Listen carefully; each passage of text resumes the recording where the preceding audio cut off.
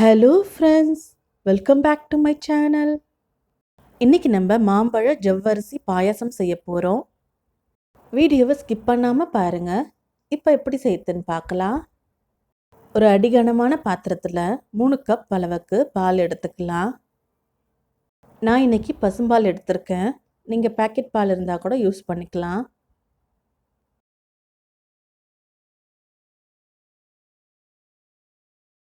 இப்போ stove on பண்ணி பாலை காய்ச்சி எடுத்துக்கலாம். பால் 2 கொதி வர வரைக்கும் நல்லா காய்ச்சிக்கோங்க.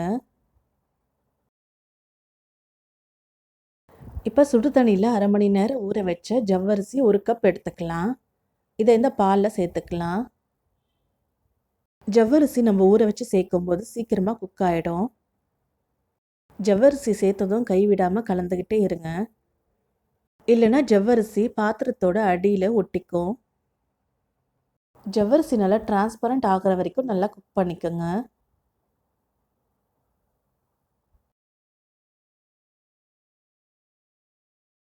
இப்போ பாருங்க, ஜவ்வரிசி நல்லா வெந்திருக்கு. இப்போ 1/2 கப் சர்க்கரை சேர்த்துக்கலாம். 1/4 ஸ்பூன் ஏலக்காய் தூள் சேர்த்துக்கலாம். இது எல்லாத்தையும் நல்லா கலந்து விட்டுடலாம். அடுப்பை சிம்மில் வச்சு குக் பண்ணுங்க. நான் இன்றைக்கி எடுத்திருக்க மாம்பழம் நல்லா இனிப்பாக இருக்கிறதுனால 1/2 கப் சர்க்கரை தான் சேர்த்துருக்கேன். நீங்கள் யூஸ் பண்ணுற மாம்பழத்தை பொறுத்து இந்த சுகர் லெவல் மாறும். நீங்கள் நாரோடு இருக்கிற மாம்பழம் எடுத்திங்கன்னா ஃபில்டர் பண்ணிவிட்டு யூஸ் பண்ணுங்கள். சர்க்கரை கரையிறதுக்குள்ளே நம்ம மாம்பழத்தை அரைச்சி எடுத்துக்கலாம். ஒரு மிக்ஸி ஜாரில் கட் பண்ணி வச்சுருக்க 1 கப் மாம்பழம் சேர்த்துக்கலாம். இதை நல்லா நைஸாக அரைச்சி எடுத்துக்கலாம்.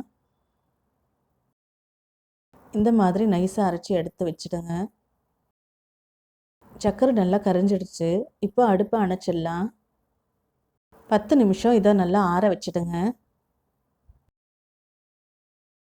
இப்போ 10 நிமிஷம் ஆயிடுச்சு. நம்ம அரைச்சி வச்சுருக்க மாம்பழத்தை இந்த பாலோடு சேர்த்துக்கலாம்.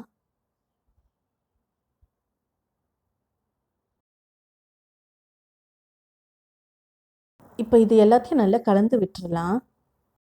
பாலோட மாம்பழம் சேர்த்ததுக்கப்புறம் பாருங்கள், நல்ல கலர் சேஞ்ச் உங்களுக்கு தெரியும். ஒயிட் கலர்லேருந்து எல்லோ கலர் சேஞ்ச் ஆகிருக்கு.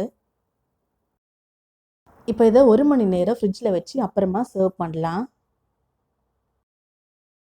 இப்போ மாம்பழ பாயசம் ஃப்ரிட்ஜில் வச்சு எடுத்தாச்சு. இப்போ இதை எப்படி சர்வ் பண்ணுறதுன்னு பார்க்கலாம். சர்விங் பவுலில் இது போல் பாயசம் எடுத்துக்கோங்க.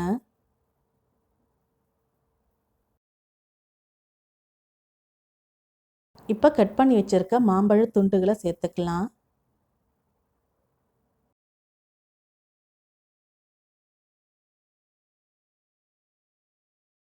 இப்போ பொடியாக நறுக்கி வச்ச முந்திரி பருப்பு இது மேலே சேர்த்துக்கலாம். நான் இன்றைக்கி பச்சை முந்திரி பருப்பு தான் சேர்த்துருக்கேன். உங்களுக்கு தேவைன்னா நெய்யில் வறுத்து கூட சேர்த்துக்கலாம். அவ்வளவுதான், மாம்பழ பாயசம் ரெடி ஆயிடுச்சு.